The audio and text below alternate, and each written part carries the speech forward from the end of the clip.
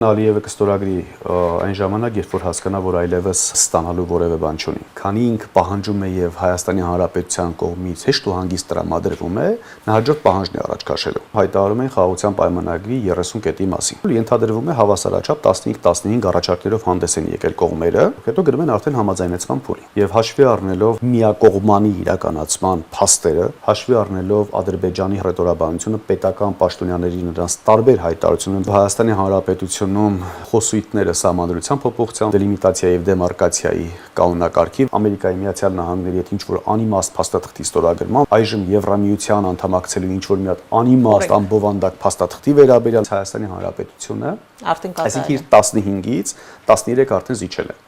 Այն երկուսը